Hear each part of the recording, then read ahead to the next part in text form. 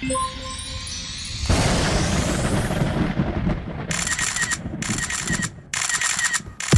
mean, I ain't gonna lie, at one point the music was more important because I knew that if I did good in the music, I could take care of my family a lot better.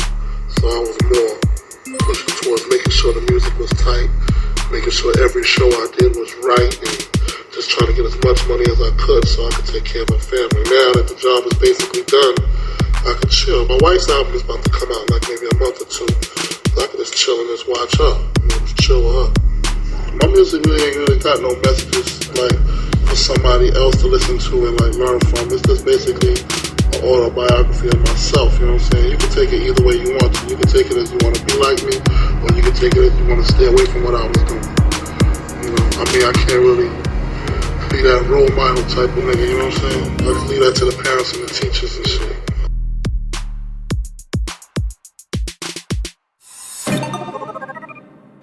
Biggie reclaimed the zeitgeist for New York by merging gangster rap's lurid subject matter with his hometown's hip-hop traditionalism.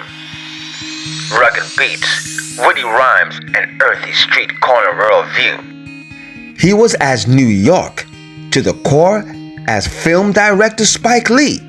And in the early 90s, NYC, hip-hop was in need of a local hero. Big's records had no artsy pretensions, although the beats were hard. The hooks were pure pop, powered by shamelessly obvious funk and soul samples. Biggie wasn't coy about his designs on Dre and Snoop. Caliber stardom, the East Coast West Coast beef that would eventually turn deadly, began as a friendly rivalry over market share. You know, Big never quite equaled Snoop's sales figures, but his dreams of Learjets and coupes transformed hip-hop.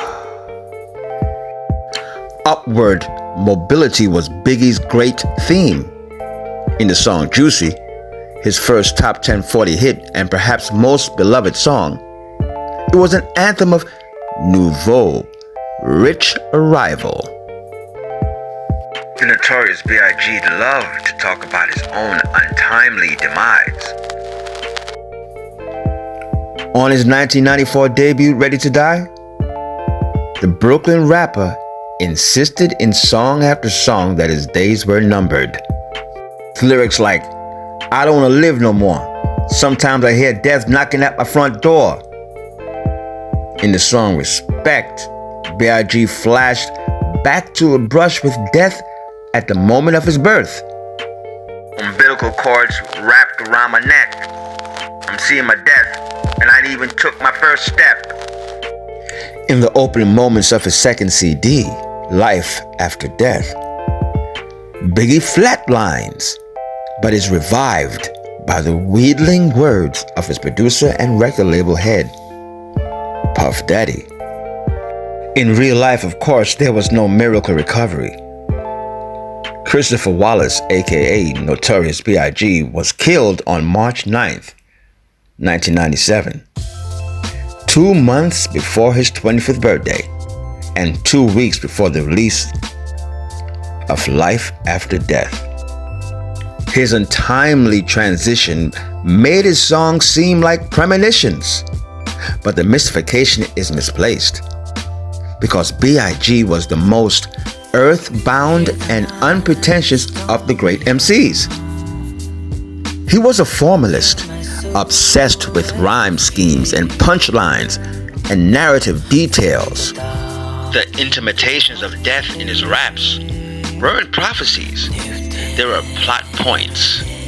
Like many gangster rappers, he reveled in hard-boiled sentimentality, but the melodrama was usually undercut by jokes. Contrary to some of the artists before him, his baritone flow wasn't always on the predictable. Many of his word plays would flip and flow but seem slightly displaced, embroidering that style as his and his alone. This style comes from a man who really didn't have a desire to go into rap music. It was fun just hearing myself, he said, on tapes and over beats.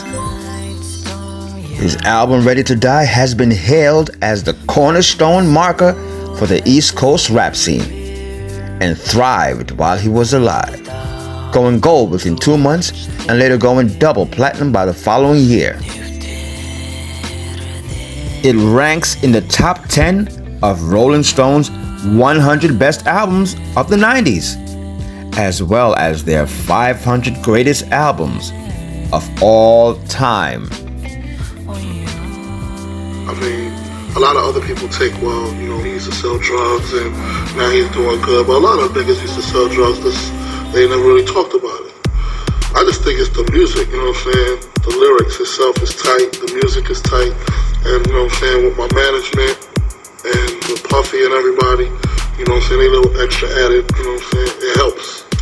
It all helps. I mean, Craig the same way, you know what I'm saying, everybody just blew up basically the same way behind who you knew and what they could do for you at the time. So there you have it, in his own words. You've been watching Brooklyn's King Emcee with Notorious B.I.G. My name is Gary Harrison. Thank you for watching. Thank you for listening. And I'll catch you on the next one.